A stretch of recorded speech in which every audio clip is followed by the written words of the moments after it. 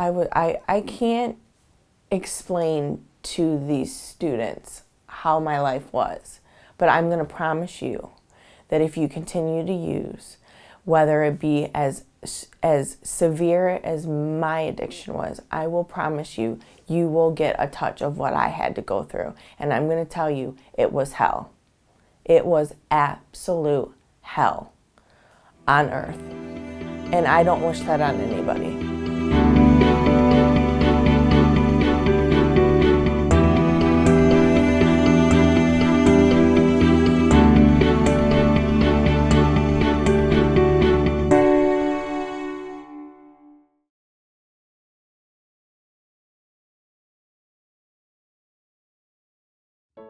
One day I went to school and they turned on me, every single one of them.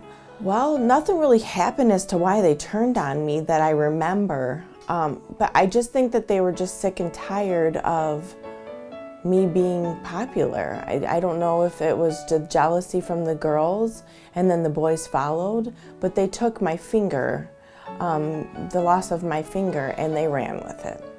I was in 7th and 8th grade and I got mentally abused like no other. You know, the friends that you basically grew up with. I mean, I was in 2nd grade when I moved to Huron, so these were my friends and they turned on me.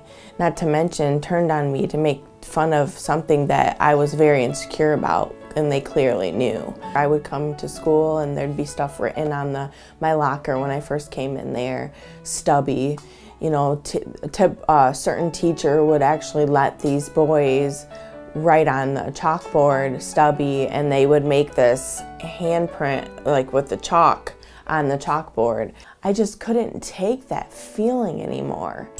And you know, there's other things that had happened, you know, in my life that weren't as tragic, but I started using.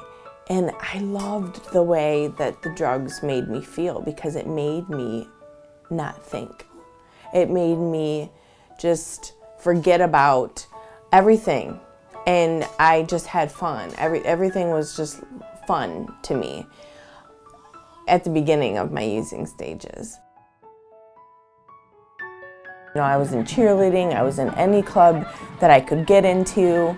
I was in peer team. When I was 16, I was a sophomore, is when we started to really get involved with the drinking and smoking marijuana, and I didn't really, once again, think that I had a problem with any of that at all. I just thought I was a typical high school student. I, for so long, didn't think that I had a problem because I figured, well, everybody else is doing it, right? And why not me? There's no way I have a problem. I was a cheerleader, you know. I had great grades. You know, I was on top of the world. And I just had a newborn baby, which was Isabella, who's 10 years old now. You know, I was 21 years old, and I just thought I was on top of the world. I just remember not wanting to go over to my mom's house and just liking to stay with my grandma. Like, I felt like my grandma was my mom. She was such a great kid. She was almost perfect. She got really good grades. She was very popular. She was never disrespectful to me. She was just a really gentle, kind person. When I wake up in the morning and the first thing I think of to get my day started was cocaine, crack, or pills, anything. And if you continue to do that, you're gonna be spiritually, physically, emotionally, socially dead. And I was for so many years. When she was young, she was a very personable little girl. She had a big heart. She always wanted to progress in no matter what area she was in. She had a lot of energy. She was just a good child. Probably the alcohol did have something to do with her addiction, because she probably became addicted to that first. and liked the way it made her feel. And I mean, as the years went on, I mean, it didn't happen overnight, but I wasn't waking up in the morning and getting ready and putting my makeup on. I threw my hair back and wore pajamas all day. I mean, that's not me. I mean, I was a high school cheerleader, you know, on top of the world, and now I'm this addict who looks like crap every day, not even caring. I lost a lot of my memory. It's harder for me to comprehend to things than it was back 10 years ago. I know for a fact that if I wouldn't have used the drugs that I used, that I wouldn't be, I'm not calling myself stupid because I'm not stupid at all, but I would be able to comprehend to things more. Things take me a lot longer to process than a normal person would, because my brain cells are just, they're demolished. They're not there. I knew that there was something wrong, because I knew that in order for me to do those things, I had to get me my drink and my drug. I had to have alcohol first. I had to have a drink or two. Then I had to go drive because I lived in Milan at the time, so I had to drive from Milan to Sandusky with my daughter in the car while I was under the influence. That I didn't even think was a big deal. I mean, I figured, well, what's 2 beers gonna do?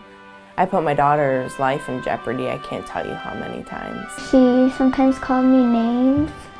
Well, she drank a lot, like all the time. I didn't like it. I feel like sometimes she would ask me to go up to the store and go get her up here, but I couldn't. And I told her no. It got really bad. I want to say I was 24. I was snorting cocaine every single day, spending about $100 a day on cocaine, along with pills. I couldn't maintain without that, so I started stealing from my fiance at the time. I was taking money from his bank account every single day.